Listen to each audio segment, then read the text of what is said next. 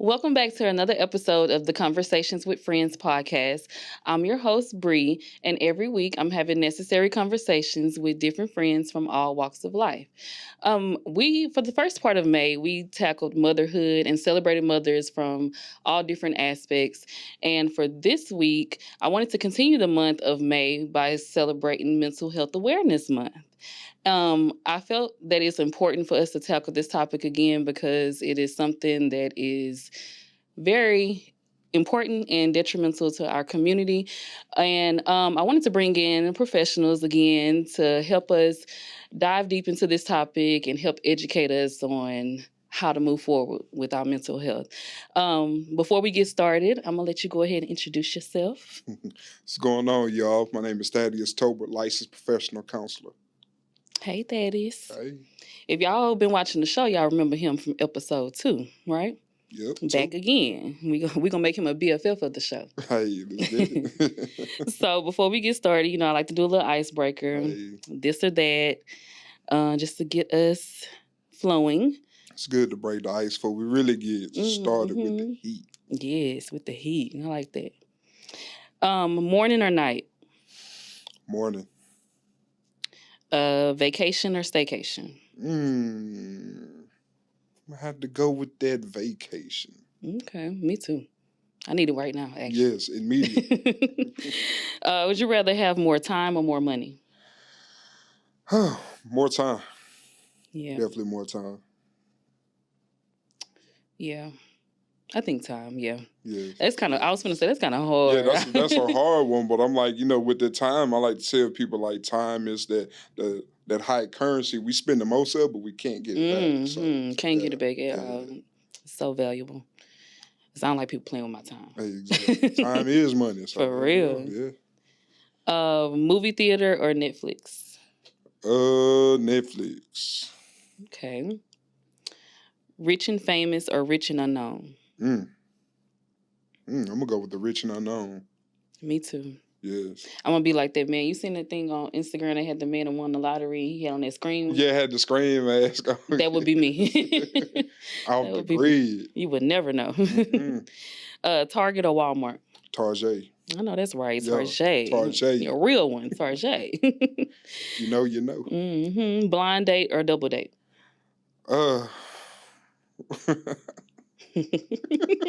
Why is that funny? I'm gonna go with the blind date. Blind date? Yeah. Have you been on a blind date before? I have. It was fun. Oh, it was fun? Yeah, it was fun. It was an interesting moment, Been on a very ghetto double date, which had me like... made you be like, you don't want to do that no more? I'd rather be embarrassed solo than everybody contributing to it. Yeah. Child, I went on a blind date and I was over here asking and begging and pleading for somebody to come save me. And I'm never doing it again. But said I tried. To each his own. Yes. Beach or mountains? Beach. Same. Safety or opportunity? I'm gonna have to go with safety. Me too. Safety, the security is important. Summer or winter? Winter. Me too. And see, every time I ask people that question, they all say summer. Yeah, but I love to be cold. But like I'd rather be cold than hot. Me too. Big boys sweat easily, so And I just feel like being hot come with too much. You got to sweat and all of that. And I feel like you can just cover up in the cold. Exactly. I throw and be comfortable. Throw on a hoodie or a jacket real quick. Would you rather be admired for your good deeds or respected for your power? I'm gonna definitely say admired for my good deeds. Yeah. You like to organize everything or plan nothing? Plan nothing. I want to sit back.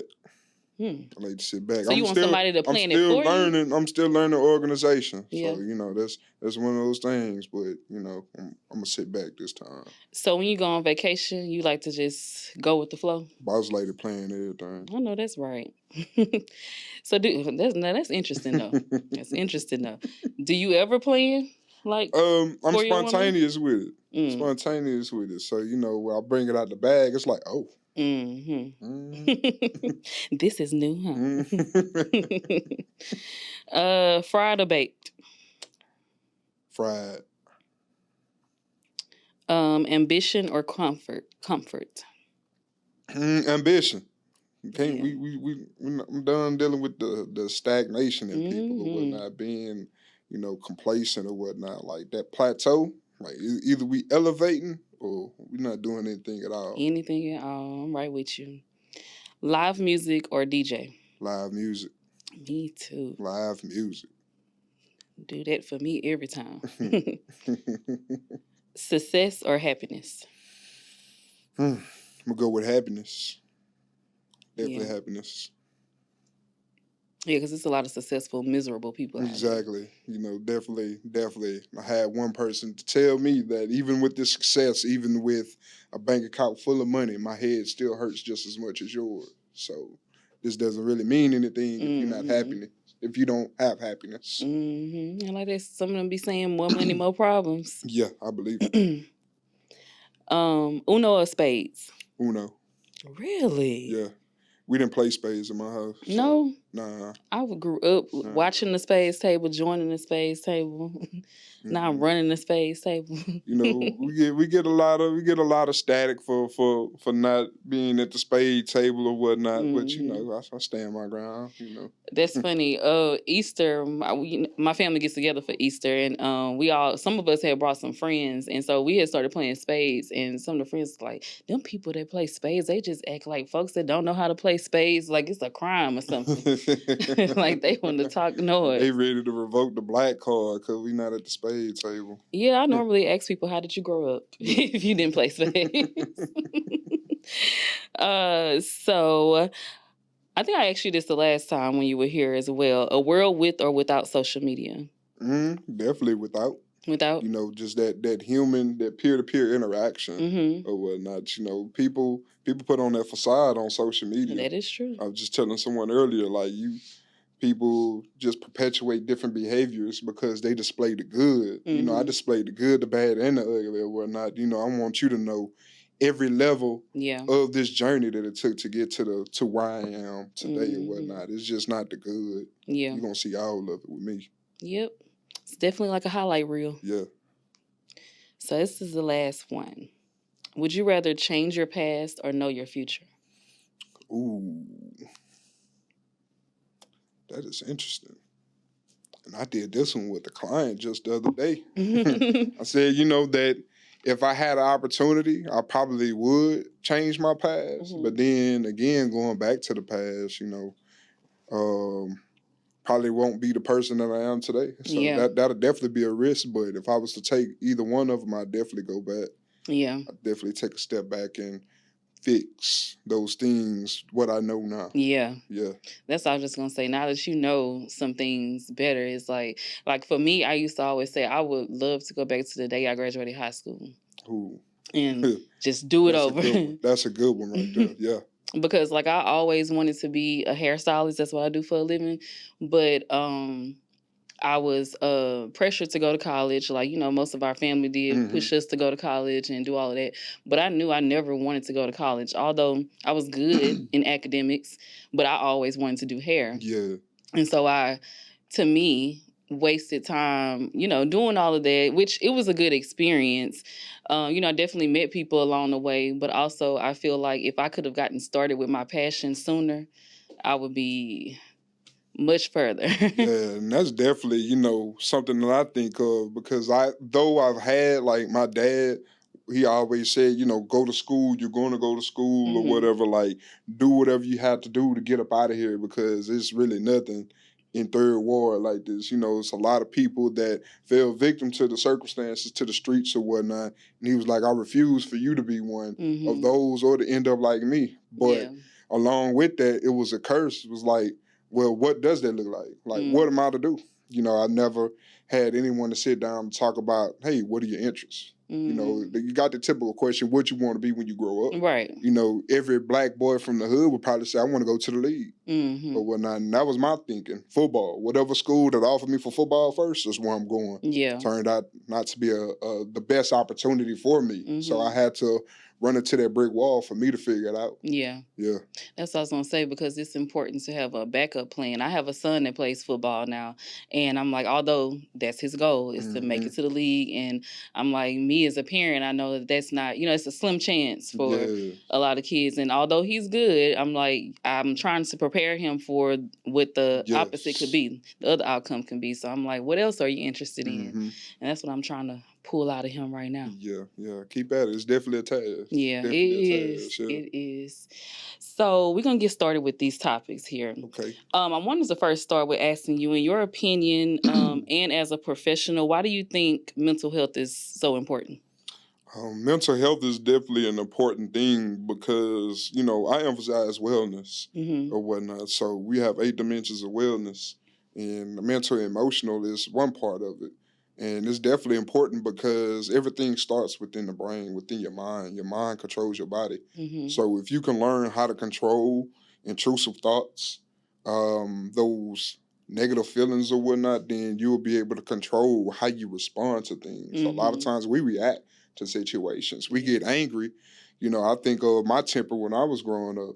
I get angry, I'm quick to punch on somebody. Yeah. Or whatnot. And you see a lot of kids today that having meltdowns, tantrum, violent physical outbursts or whatnot in school and public and everything. So a lot of times we don't learn how to actually respond to stressors. Yeah. So if we are able to learn how to respond to things instead of react, you know, we can make the most healthiest choice out there for us.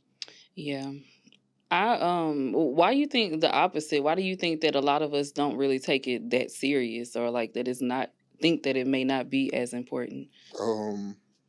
The typical stereotype, it's a taboo thing in many households. You know, it's that do as I say, not as I do mentality. Yeah. My house is my house thing, and I believe that is what silenced a lot of our children's voice. You know, I was one of those ones that, hey, like I had these thoughts and I wanted somebody to talk to, but I didn't know who to run to, like who to turn to speak on these things. So it's like, you know, especially as a young boy growing up in the hood, it's like, all right, I see all of my peers, like no one's crying about this. Like, you know, I'm crying not because I'm sad, I'm crying because I'm hurting. Yeah. You know, I'm angry and I don't know how to express that besides being physical or whatnot. So, you know, everything starts at home. So if like our people are modeling how to, in a healthy way, respond to situations instead of self-medicating, then we will be able to, you know, make those changes and do those things that's necessary in our lives. Yeah. I think that's huge. Like how we grew up, it definitely played a part. And I was just telling somebody this weekend, I felt like you were kind of taught to like just hold all your feelings in, and you were like shut down. And as a child, like you didn't have no feelings. Like just do what I tell you to do. And it kind of came off like your feelings really didn't matter. But like children really have big feelings, and it's very important for them to express themselves. And then us, like our generation, we turned, well, I know I can speak for myself. I grew up to be an adult, and then here I am finding it kind of hard to speak up for myself sometimes, and still holding those things in. And when you get into relationships, platonic and romantic, it's like you're letting sometimes people run over you, or either you're not speaking up for the things that matter to you, you know, because you were taught back then that your feelings didn't really matter that much. Exactly. It's like, you know, though those are little people, we were little people once upon a time, we still our own people. You know, we still our own person, our own personality, our own way of thinking. I know I was an inquisitive child.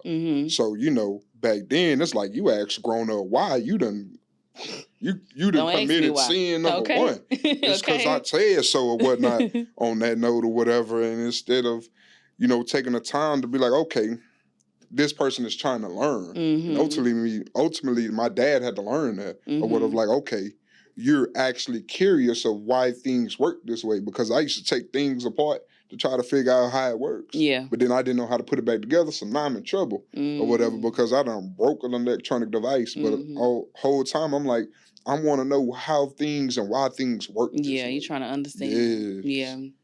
Yeah, that's something like I have two boys and that's something that I try to my children are 14 and 7. And so more so right now with the teenager, I'm really trying to put that into his head. I try to make an open environment so that he can feel comfortable with talking. Hmm. And I made it like to where I was very certain about how I grew up and not putting that on him. I wanted him to have a voice and still talk about things. And although Yes. I still think I don't know. I wonder. I'm gonna ask you this: in your experience, like with little boys, do you think that that's something just innately you just hold on to things instead of just feeling okay to just talk about everything? Because although I've Yes. tried to make this a safe place and tell him that we can talk about anything. Sometimes it's still like I have to pull teeth to get him to Yes. speak up. I typically get this question with mothers. I've told my older sister, I've Hmm. told every black mother that I've encountered that has a son, it's definitely difficult to express as a boy, as a young man, my feelings to a woman. Yeah. Because like in my nature, it's my nature to be dominant. It's Hmm. in my nature to be a man Hmm. or whatnot. And as we've been taught, and unfortunately, we pass these things on genetically because Yeah. we learned the previous generations learned that from the previous generations that this is what a man's supposed to do. This is how a man exudes his manhood. Hmm. You don't exude your manhood by being in your feelings. Yeah. You in your manhood by if you're in your feelings, you can suck that up, go to work, and continue to live on. But the Yeah. problem is we're continuing to live with that trauma. Yeah. We're dealing with not only our intrusive thoughts, but the things that happened to the previous generation and to what Hmm. happened to the generation before that. So that's why when we talk about breaking those generational curses, dealing with Hmm. generational trauma, it's a hard task. And like I'm speaking from experience on Yeah. that. Like I've stopped myself several times on behaviors that I'm like, all right, I'm perpetuating something from my dad or from Hmm. something that I seen from a older family member in my family that I watched self-medicate or did some self-destructive behaviors or Hmm. whatnot. So I catch myself all the time. So as a young man, as a boy, I experienced that. I see our boys doing that.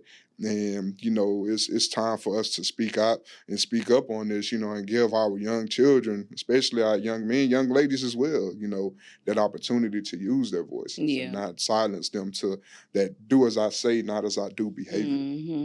I remember I had to have a conversation early on with my son's father because he grew up the same way, like you just said. Like you didn't express your feelings, and you didn't. Hmm. He I guess would kind of try. He would try to kind of tell the boys like, "You can't be so soft like that." But it was him trying to build them up as Yeah. strong young men. And I'm like, well, also too, it's okay for him to express himself. And I'm like, Yeah. I want to raise well-rounded young men so that Exactly. you can feel okay with expressing your feelings and talking about what you're feeling and know that it matters.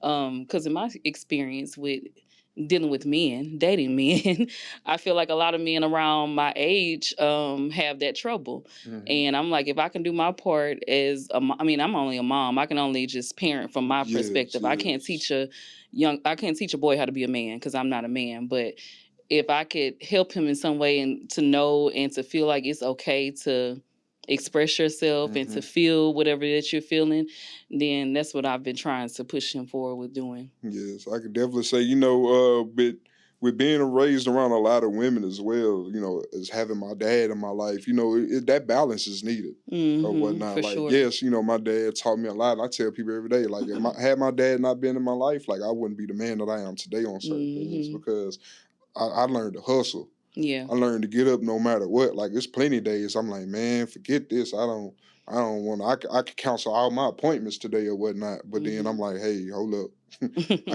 I got a house to put Got on stuff for or to take whatnot. care of. But then that woman's touch taught me how to be in tune with me Yeah. or whatnot. So having the best of both worlds is what you see out in the streets. If being on this podcast or even in the session room or Hmm. whatnot, to be able to be in tune with my feelings and be able to express that in a healthy way instead of just, crying about it or even getting violent or aggressive. Hmm. Yeah. Yeah. Um, I don't know if I just had an aha moment when you said that because I think um historically in the past, a lot of men were very violent. Older men in older generations were very violent, but I guess that's because they didn't have or didn't know, weren't educated on ways on how to channel those feelings that they was feeling. So it just resulted in that anger and violence. That's Yes, I interesting. mean, we can take it back to the roots of things, learning from slave masters Slavery. or whatnot. Like a Exactly. lot of that, I hear a lot of my peers like, I don't whoop my kids because like that reminds That's how I me feel. of slavery days. Like we Mhm. just beating you for compliance or whatnot. Mhm. How can you get compliance out of that?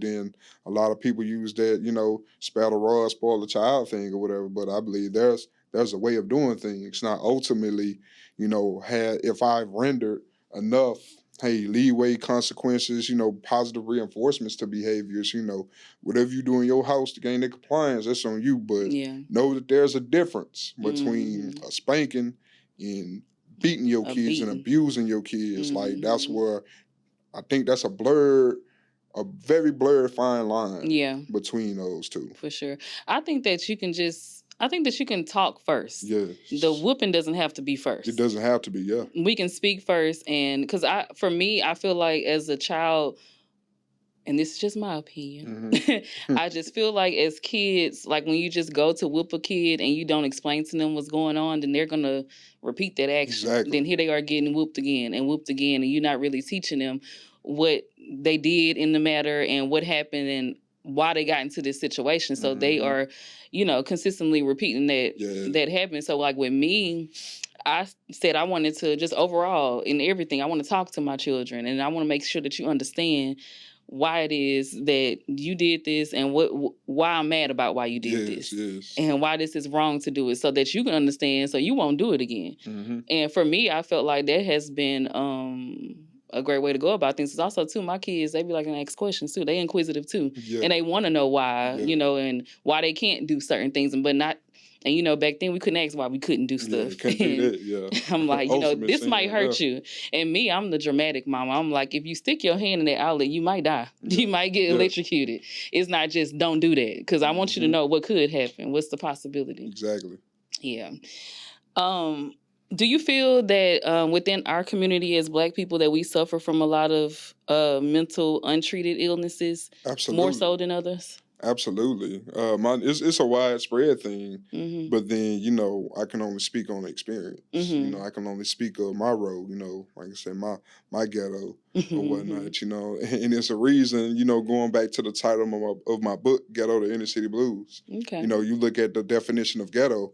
It's a group of people isolated to an area based on their social economic status, the lack of education or whatnot. So no matter which city you go to, you can go to Memphis, you can be here in Houston, you can be in New York, LA, Chicago, or whatnot. You find the inner city, you find the same struggles. You find the same people that self-medicating to deal with issues instead of learning healthy ways. It's the lack of resources. My lady and I was talking about the other day, just driving through the neighborhood. I'm like, it's a shame, the HEB that used to be on Scott, it's not there anymore. It's on McGregor. But then I was telling her, like the Fiesta that was on San Jacinto, that was the grocery store that me and my people went to. Yeah. We had a car. But, I was telling her moments when my dad wasn't at home and he was working an extended time and my mom was working extended time, my grandmother and I had to walk. We had to hop on a bus or, knew somebody that drove one of the local taxi cabs. They gave us a ride. So it's a lack of resources on many things, those healthy substances or whatnot, even to like the quality of the water. Going back to recent in Fifth Ward, a lot of people was diagnosed with cancer or whatnot. Now, tracing back to the drinking water, to the water supply that's within the home. So a lot of these, a lot of the heavy metal within waters or whatnot, like that leads to, of course, cognitive distortions, cognitive illnesses, and all of those silent killers that we go through as Black people. So,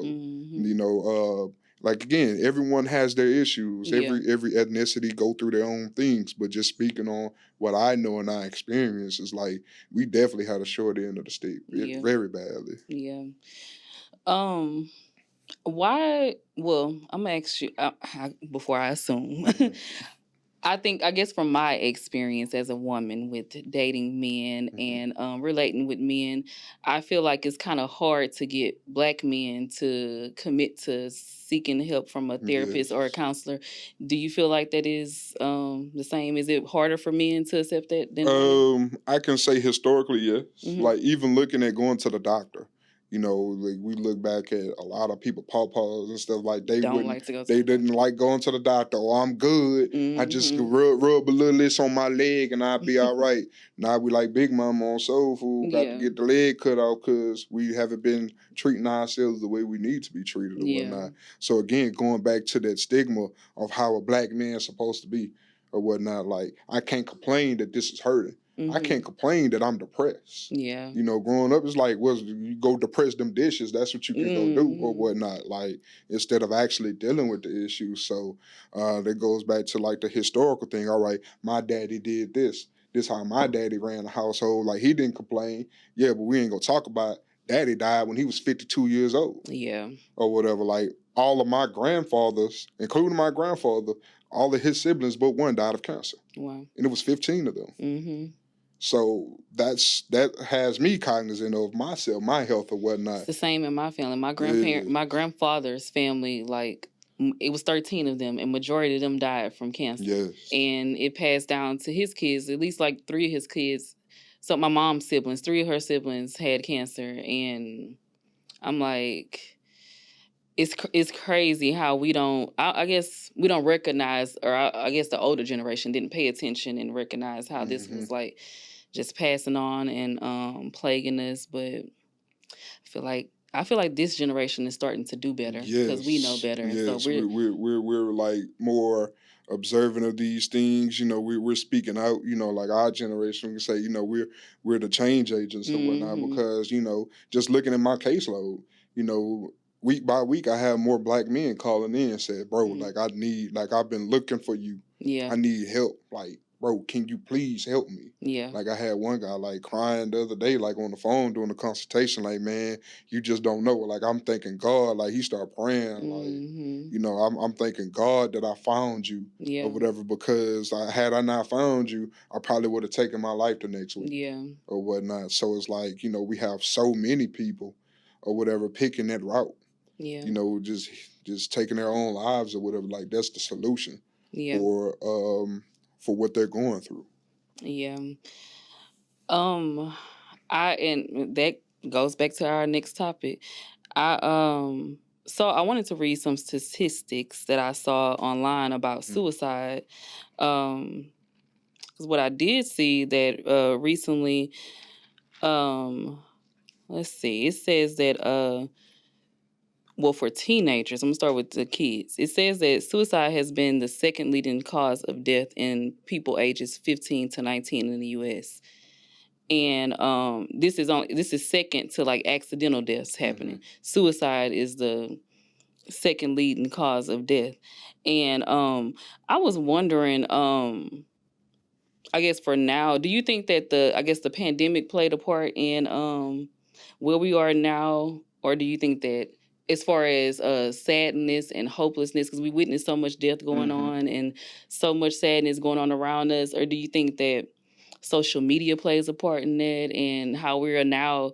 A lot of people are comparing ourselves to what we see, like those Hmm. highlight reels we spoke about earlier Yes, on social yes. media. Or what do you think that it is that's I think I don't think it's just one or the other with what you stated. I think it's all the above type of mm-hmm. answer with that because everyone has their subjective things that they are going through Mm-hmm. or whatnot. Myself, I've thought of it. Yeah. I'm like, well, that's when I realized that I needed help. Yeah. When I was a freshman going to my sophomore year at PV or whatnot, like I acknowledged it. Like I've had so many suicidal ideations, and I made up my mind once. And it Mm-hmm. took my friend getting off work early, come knocking on my door or whatnot. So I'm like, had she not knocked on that door, I wouldn't be on this podcast Yeah. today. It's Um, God. but it's a definitely a combination of those things, and going back, like you said, in the highlight reels, I was telling the young man that, like people post the money, the women, the men, and all of that being in the sections, popping bottles, the cars, jewelry, living the lavish life or whatnot. But like they're not really telling the whole story or whatnot. So it's like me, I'm comparing my life to this person over here. And it's like, man, we the same age, we 30, 31 or whatever, and I don't have anywhere remotely close to what he has. I'm a total failure. What does my life mean? These degrees, all of that don't mean nothing. You know what? I'm out of here. Not knowing that person is probably a scammer. Exactly. Or it's probably somebody else's money that's paying for all of that. It's not even what you think or whatnot. Like he, a lot of people that's in the street, they fronting with the re-up money and all of that or whatever. And like saying they scamming people out of this and that, and they got the whole neighborhood looking for them. Yeah. The whole hood looking for Ray, but Ray on Instagram, Ray on IG and the G-Wagon, risking it all. So it's like, man, like you equating your life, but you have a lot of people that do that, but then you have the people that don't even care about that. It's just like just hopeless. Probably I've seen the other side of that, even with Black people, that extra pressure from their parents, their family. It's like, that they're at a certain status, probably graduated from this Ivy League school or a top 10 school that you would see on TV playing football and everything, and making this amount of money. Yeah. And then parents is like, oh, well, you're not doing this, you're a failure. You're not like my other kid. You're not like a other child or whatever. And you could possibly see not only suicidal things, you see homicidal acts as well. Or even the opposite. Like you have some parents that's like, I didn't get to do this, so I'm going to push you and push you and push you. Yes, that too. And they try to live their lives through their children. And when that child, that's not the route that they want to take. But they're trying to do it to make their parents proud, and they're really unhappy the whole time. Like they getting into a certain major. Like I know before I went to PV, I went to a private school in Oklahoma. I picked business as my major just because my daddy had his own janitorial business. But like, I'm like, all right, that's my influence. I'm thinking I'm on the right path, but going to those classes, I'm like, I'm miserable. I'm skipping. I'm not waking. I'm doing everything else but going to class. Yeah. Excuse me. I also read online and it said 4 times as many men die by suicide than women. And I guess that plays off of what you just told me. Like you have a lot of men that don't know how to express those thoughts and those feelings or have control over what to do with those thoughts and feelings when they're going through. There's even statistics on the method, the means, the lethal means of suicide. You'll have men that will pick something that's going to be quick, gunshot wound or whatever. Like a lot of my peers, that I've known to commit suicide when, gunshot wound or whatnot, versus a woman, she's going to take all the pills in the medicine cabinet or whatnot. So that's not likely that you're going to die from that. Yeah. You get the help that you need in a certain amount of time, they could save your life from that. Yeah. A gunshot wound to the head, slim to none. Slim to none. So also your method, your means of committing suicide definitely has a role to play with that. And it says that a man is going to pick that gunshot, that gun, that quickness over taking make sure that it's over. Or whatnot. Yes. Yeah. So what are some ways that we as Black women could help support and encourage Black men to get that help that they're in need of? I'm gonna go to a scenario that I heard the other day.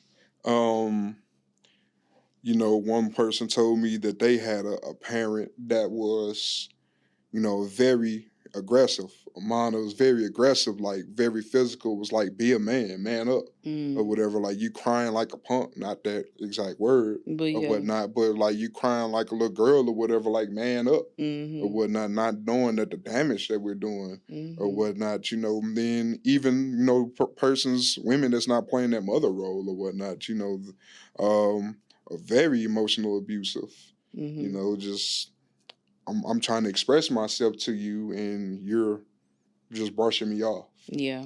You're like, hey, okay, whatever. Like I got my own stuff too or whatnot. Like, yes, that may be the case, but here I am as a man's like, hey, look, I'm insecure as it is. Yeah.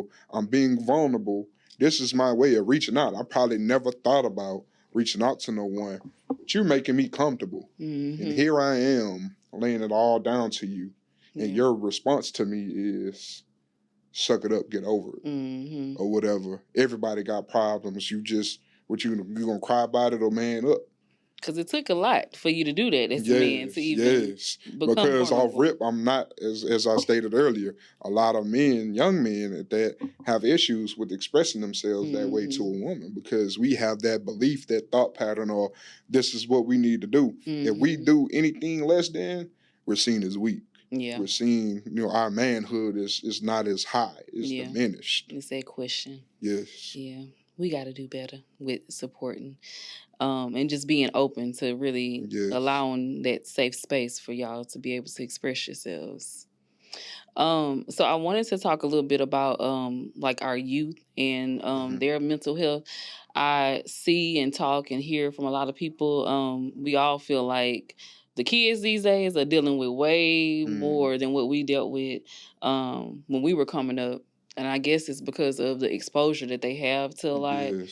And them seeing so much, and the whole, I guess, comparison things. Like I said, I have a teenager that's in middle school, and just recently he's been telling me he don't really like the school that he's at, but it's because of his peers that are there. And he was like, he just noticed that people operate differently, like they, have a lot to say negative about you and everything. And I'm like, and I'm looking at him and talking to him, I'm like, everything that you're saying that somebody has said is all a lie, but he was telling me too, he was like, but I can, after so long, I can only take so much. You start to believe those things that people say. Yeah. Yeah. I read a book, I listened to the audio book, Winning the War of Your Mind. And in chapter 1, he says, if you believe a lie becomes your reality.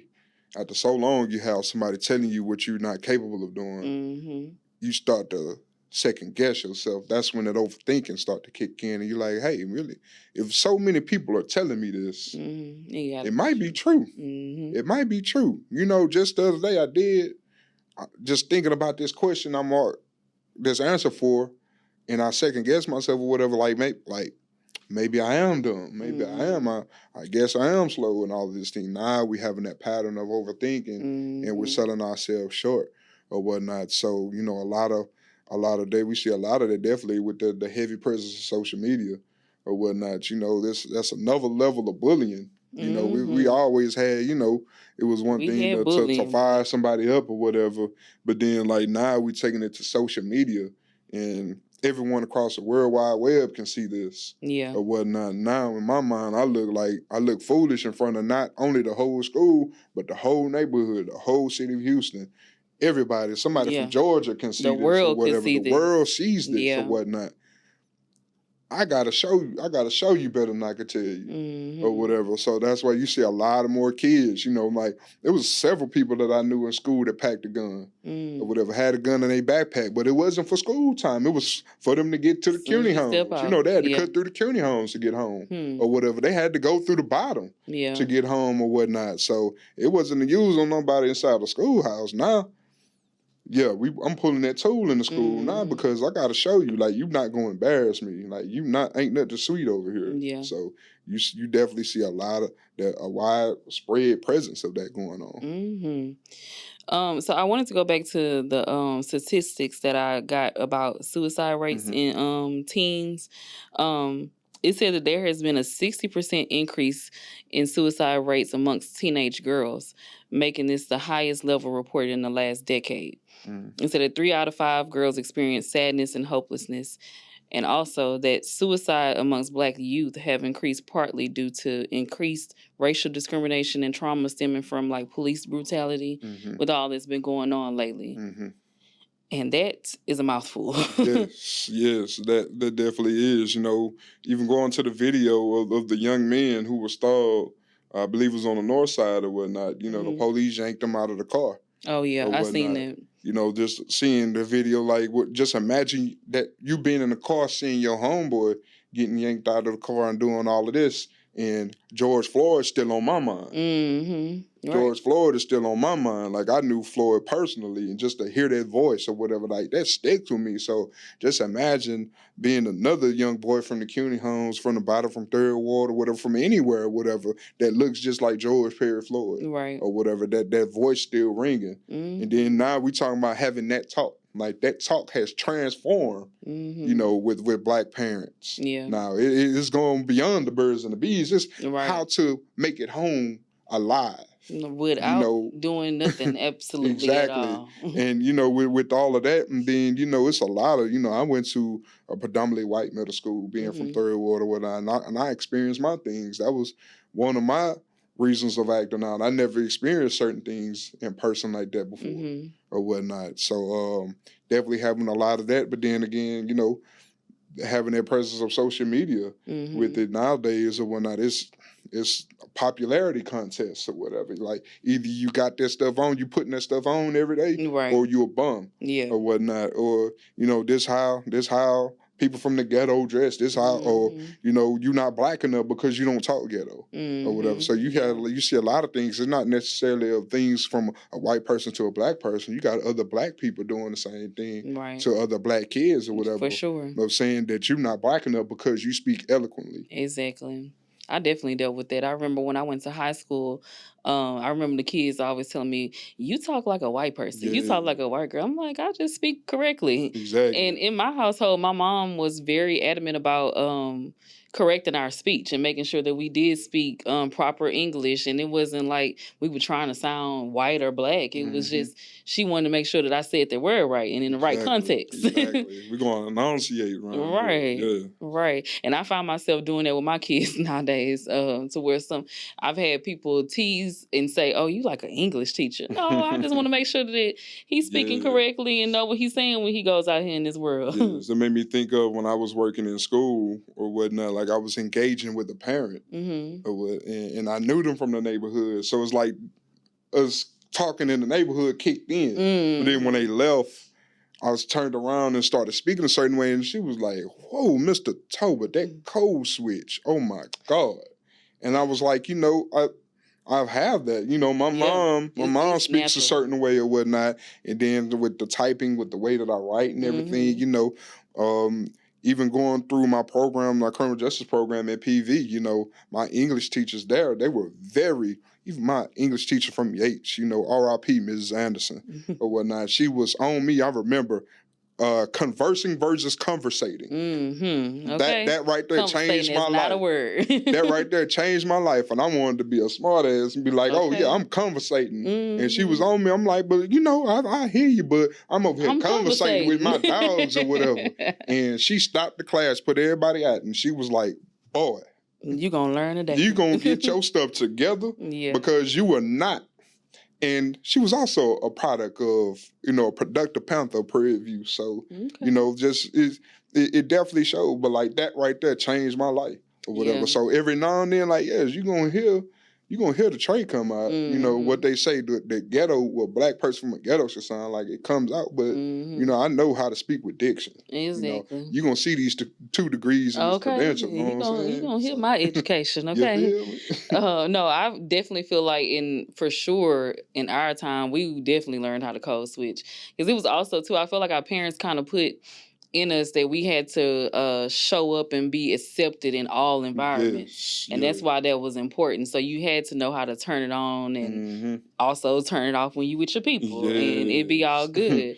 But that wasn't going to get in the way. Like the way that I talked wasn't going to get in the way of me being accepted in the corporate environment. Exactly. Like we tease my mom because my mom and I both worked at Royal Oaks Country Club. And, you know, she'll answer. She was a concierge. So it's a beautiful day, Royal Oaks Country Club. Giselle speaking. I'm like, Mama, you know it's me. You know this my number. Boy, what you want? Code switch out the world. Code switch out the world. But, you know, I definitely appreciate that because it's like I can relate, you know, even as a clinician, I can relate to the youth, to the adults from the area, from the neighborhoods or whatnot. But then I can also relate to people of a product of CEOs of a Fortune 500 company or whatnot that's not typically seen as ghetto or whatnot. So I definitely appreciate that lesson. Yeah.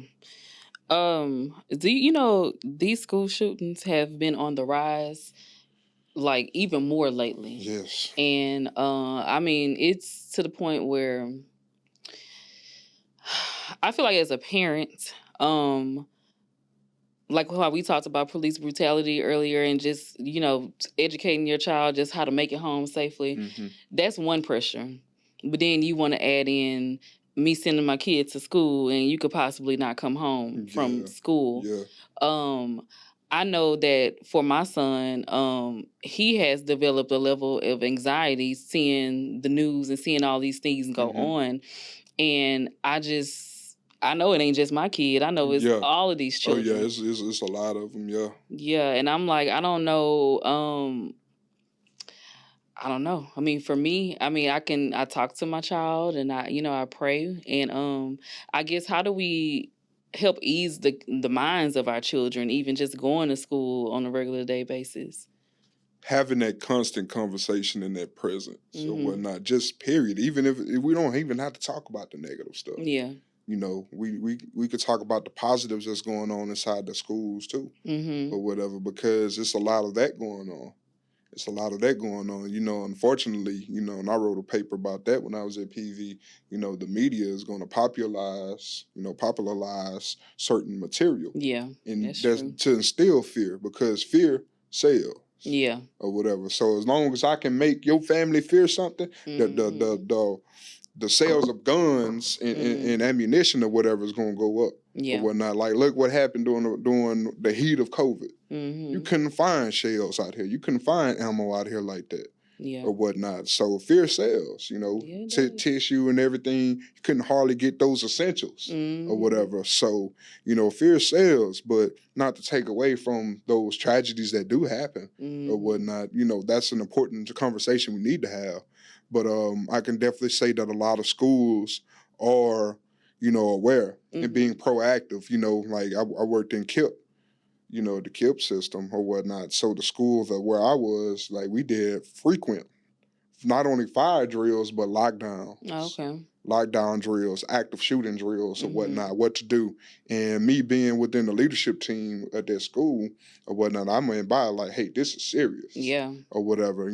This is the things that we need to do. So like certain schools such as KIP Peace where I was, they have the exterior black gates. We want to keep those gates secure at all times. The main office has a fob or whatever system that you had to go in. So a lot of schools are taking proactive measures.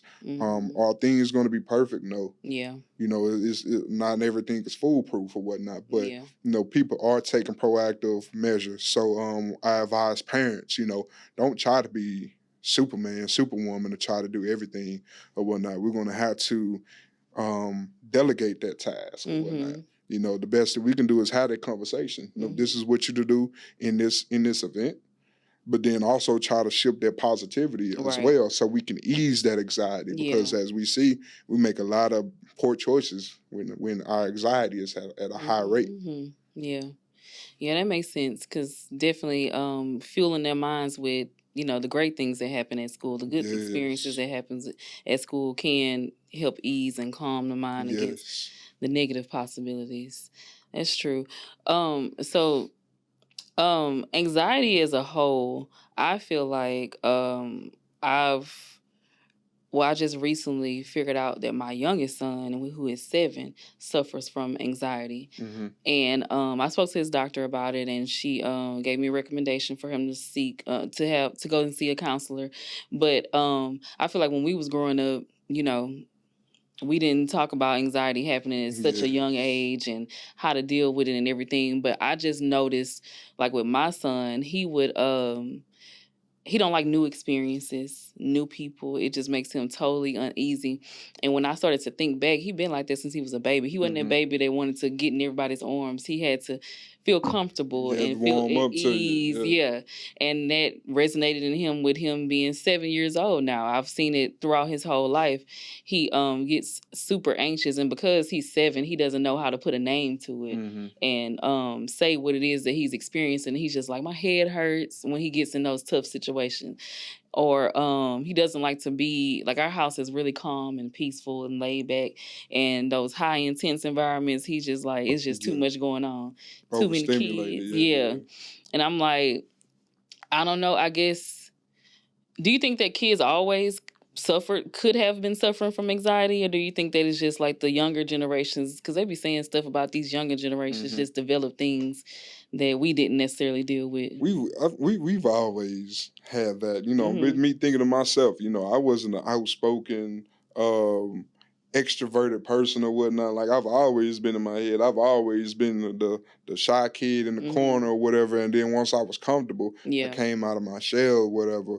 I like to paint a picture of that, like, I don't know if one's had an aquarium or when I had a fish tank in the house or whatnot. You're not going to immediately put a fish from the pet store into the fish tank. No, you put them in a small thing. You're gonna put them in a small thing, let them get adjusted to the environment, and then you introduce them to the new environment. Yeah. So if a fish has to adjust to a new environment, what about a human? It would be safe to say that a human being would have to do that. We have adjustment disorders with anxious and depressive moods or whatnot. You have that anxiety because, man, I don't know you.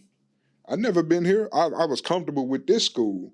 Now I'm at this school. I used to be in elementary. I was the man on these streets in fifth grade. I'm in middle school. I'm the new guy. Hey, where your grandma stay type thing at this school or whatnot. I'm not trying to be in that. Nah, my head hurt. I ain't doing this today or whatnot. So, like I said, back then you hear people say, "Oh, all he need is a whooping." Like, sit down. You whoop him real good. He gonna sit down. He gonna be good or whatnot, or whatever. So we never learned how to deal with those anxious moods and being overstimulated. Like we just, I feel like pushed out there. And I feel like even still now, like when I talk to older people in my family and I tell them, "Oh no, my child has anxiety," that is, that's what that is. I'm just not gonna whoop him. Like I have to help him work through what he's going through, and they still like he just needs to whoop him. I'm no kid have no anxiety. I'm like, you being too soft on him. That soft parenting stuff y'all doing these days.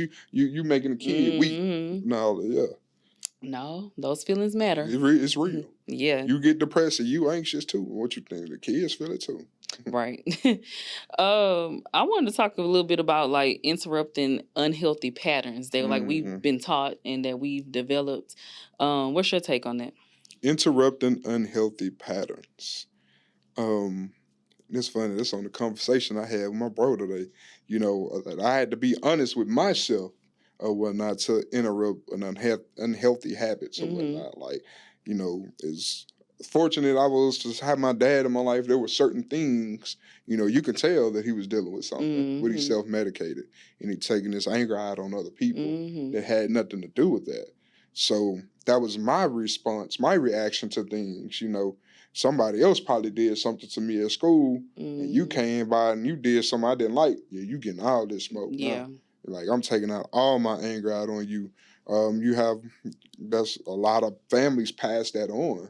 Or whatnot, these patterns. I seen my daddy drink and all of this. So I'm going to drink my problems away or whatever. And I had to notice me, myself, as a person away from these credentials and everything. I'm a human being as well. And I have my own battles or whatnot. I noticed that I self-medicated on various things or whatnot. And I had to stop myself. A lot of times we talk about the alcohol and weed, pills, and all those things. A lot of people stress eat. I know I was over 400 pounds once upon a time or whatnot.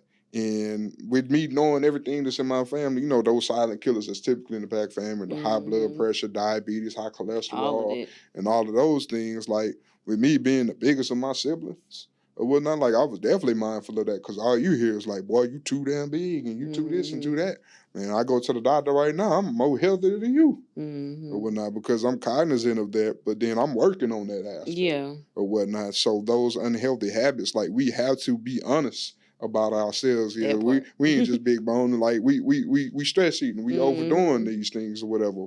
We got to stop that. Yeah, we have to stop it or whatever. So it's definitely a hard task, but you have to choose what are you willing to risk. Right. Are you willing to continue this pattern and risk your life? Yeah, or you're going to be dissatisfied in a moment because this stress eating being taken away.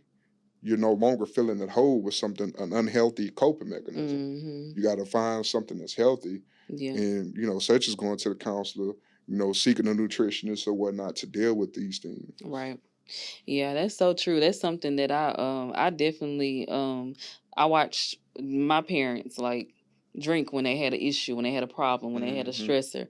And I don't know where I developed this. I know that I'm a stress eater. I know this about myself, and so I try to grab a hold of it once I notice that this is what's going on. This is what's what I'm dealing with. And also when it comes to alcohol too, because I mean, what I learned was when I got stressed out, let me go have a drink. It's And easy to go pick up that. Let that's me get a so easy daiquiri to on the fall in way that or habit. whatever. Now, ain't nothing wrong with it. Hey, you know, every now and then I'm indulging, but if it's it ain't gonna solve my problem. Karen pissed me off at work today. I can't wait to go get a fifth. Exactly. And that's not that's not healthy at all. Yeah. And so I know that it's certain habits that I watch with my parents, and I'm like, I don't want to repeat that. I don't want to turn into that. So it's like I have been aware, and I'm like, let me grab a hold of it, turn it around, but it's easy to just fall into those habits. It's very so easy. very easily. One thing I caution everyone to watch out for, because you know I'm speaking from experience as a clinician and the client myself or whatnot. We get too caught up on not trying to do things as our folks did. A lot of times we end up perpetuating that behavior because we're focused on that behavior itself. Or whatnot, instead of focusing on, okay, how do I replace it? How do I do something in a manner that's not like this or whatnot. So it's easy for us to, if we're strictly focused, hey, I don't want to do this like my daddy. I don't want to do this like my mama. I don't want to do this like my daddy. You're going to end up doing it. You're going to end up doing it. So focus more on being you and being true to you and being a healthy you than trying not to be like someone before you. That's good right there. That's good. That's good. I needed to hear that. What does healing look or feel like the journey of healing? Because a lot of people think that, okay, I'm healing, I'm just great. Everything is just on the top. What does that look and feel like? Healing is ghetto.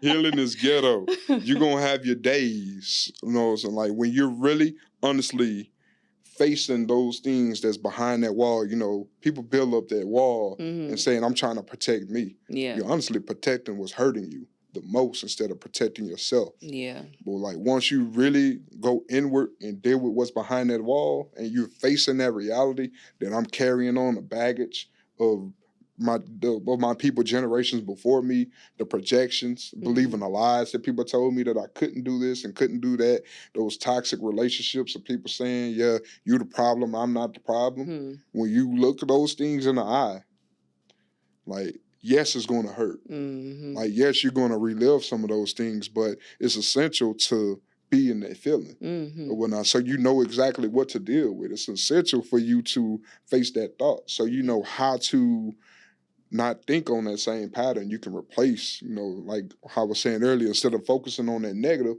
how can I shift it to a positive? How can I go into a positive or growth mindset instead of thinking of, man, I ain't gonna ever get right.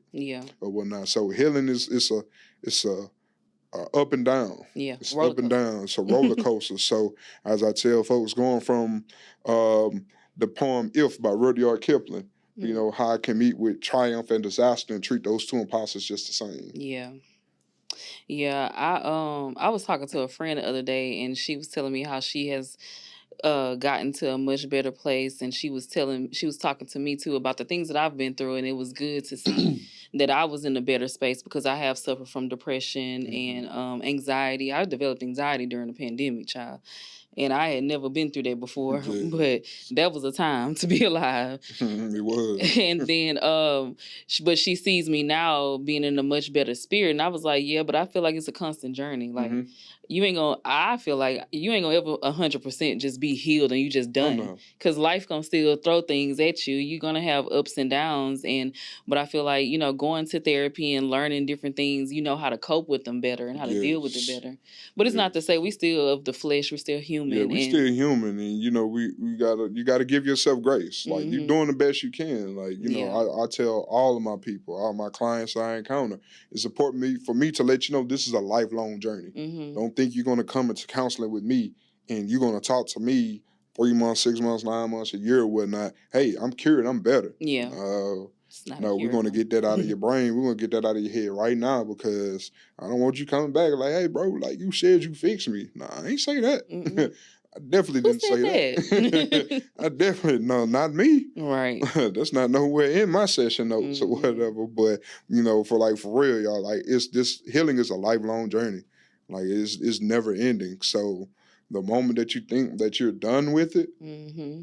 that's where you're leaving that portal open for all of those things to creep back into your life Yeah. and those added stresses that has come about to take a toll on you. Yeah, I've seen it happen. Yes, indeed. So I wanted to end this with asking you, what do you think that we can do as a whole to push and normalize mental health in our community? Be a support. Be a Mm-hmm. village. One of my peers said the other day, they say it takes a village to raise a child. She was like, bro, us grown folks need that village too. Hello, somebody. Having that healthy, Say that. conducive, supportive, system around you. Just as they say, you sit at a table of 5 millionaires, you'll become the sixth. So you can easily become a part of that environment or whatnot. So if you remain around toxic folks, you're going to have toxic traits and behaviors. But if you're around people who's healing and, speaking on wellness and saying, hey, just checking in, like, hey, bro, I don't want nothing. I just want to hear your voice. Yeah. A quick text like, hey, man, like, I know you at it, but I just trying to see where your head is today or whatever. You have that special person in your life like, hey, did you drink your water today or whatnot? Like those questions right there mean something. Within my fraternity, Omega Psi Phi, we have an initiative called Brother You On My Mind. Was like, you'll probably reach out to a brother you haven't seen or spoken to in some time, like, hey, bro, like, where are you? What can I do for you? Yeah. Or whatever. Like, let's go have breakfast today. Let's go have brunch or lunch or whatever. Like, it's important for you to tap in with your people, tap in with your village, because we can't do everything alone. But we get caught up in trouble trying to lean on our understanding and do everything on our own. And we can't do it alone, and we don't have to do it alone. We don't have to. Shoot, at all. Well, I want to thank you for joining me once again today. No problem. This was great. I think this is a very important topic, so I'm willing and I want to talk about it as much as possible. Oh, no doubt. So I thank you for joining me again. Do you have something you want to plug before we get out of here? I know you was talking about some new heat, some dropping. You want to tell anything to the people? So within the next month, I will be launching my own private practice called Discerning Minds Consulting. Congrats. So I am, being a change agent in my neighborhood of my community or whatnot. They said that we need more Black people, need more Black men within this position. We got some people that's in the programs that's coming, more Black men and more Black women, and men and women of all ethnicities and communities coming out. So, I have that consulting piece to it or whatnot because, a lot of people like myself, coming out of the game, I didn't know which direction I wanted to go into. You told me I would have been a counselor some years ago. I probably would have laughed at you like, yeah, right, whatever, man. I'm going to the NFL. Forget what you're talking about or whatnot. But we do have a lot of people coming out of these counseling programs or even other programs. Is like, hey, I'm not sure which direction I want to go into or whatnot. Tap in with us. We're going to get you right. Yeah, I think that representation matters like in so many aspects because I think it's good to see a Black man like you that looks like somebody that I knew growing up and that is doing something so great to help change the narrative in our community and let people feel, because when they see you, like even like a guy like you said, like you're from Third Ward and just guys from the hood, they sometimes feel like I'm too tough to take on this task or I can't. That ain't for me. That's for, somebody that's more buttoned up or polished. But to see somebody that looks like them, it makes them feel a little bit more at ease and like, yeah, I can go talk to him. Yeah, for sure. Yeah. So thank you for doing your job out here. No problem. I also want to thank y'all for joining us every week. Catch us at 7 a.m. on Mondays on your favorite podcast platform. Make sure that you rate, like, subscribe to the channel, and also comment down below. Let us know what you think of this episode, and if you want to keep the conversation going, just comment down below. And I'll make sure that I put all your info in the description box so that they can know where to reach you no doubt, and how to contact you and everything. Definitely. Yes. Company still in the making. We still fine tuning some things, but we definitely gonna hit the ground, boots on the ground running. So I know that's right. Y'all it's stay coming. tuned. It's coming, y'all. Stay tuned. Yes. Until next time, we out. Peace.